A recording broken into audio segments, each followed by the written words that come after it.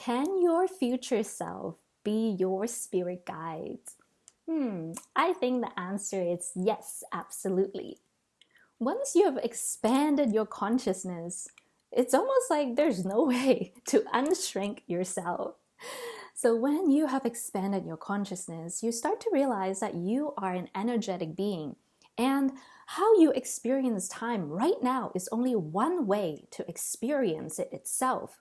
When you shift your perspective and your consciousness into different wavelength or frequency, you then experience or relate to time in different manners.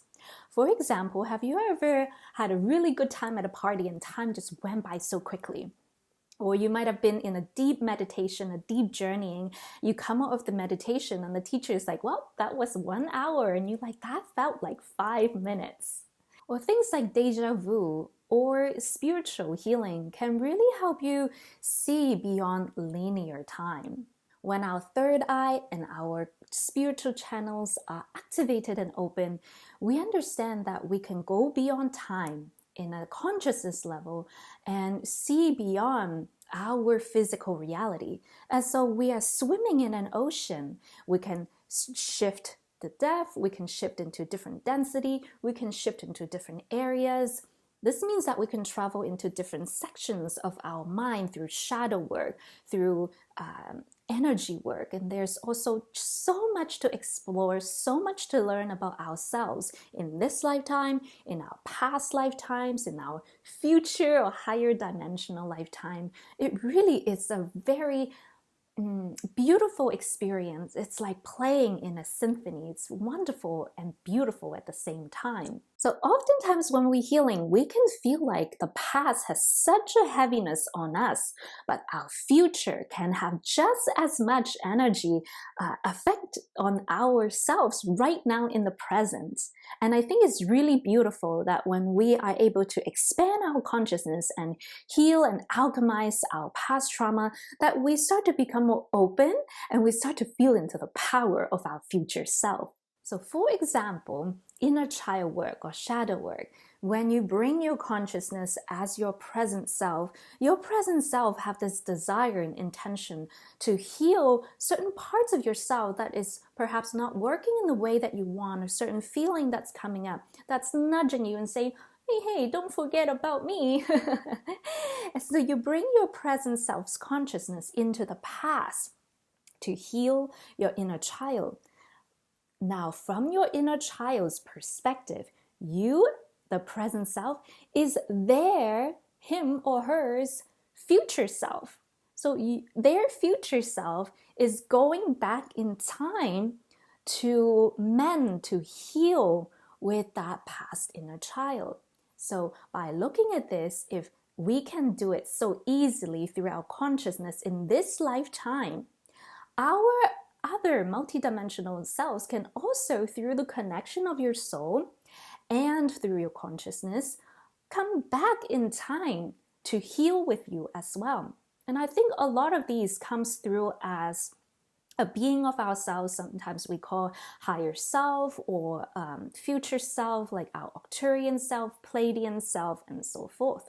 And so once you realize how time can be so malleable, it's really not about past, present, and future as much anymore. It's about how expanded we are and how multidimensional we are as a being. Now, if we apply the same concept as well, you yourself right now as your present self can also project yourself into the future and heal yourself in the future. And I do this a lot sometimes with myself and with my clients. If we're working on the inner child already on a certain core vibration, let's say the fear of failure is vibrating from the past, is affecting now, it's going to affect the future as well, right? So when we in the session, or when you're doing your practice, when you project yourself into the past to work with your inner child, you can also command and invoke the healing to occur so that it echoes even into your future self.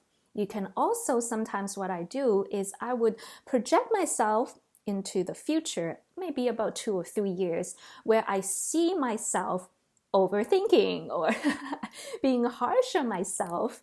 And I would just call that future Tiffany into the present and say, This comes from the past.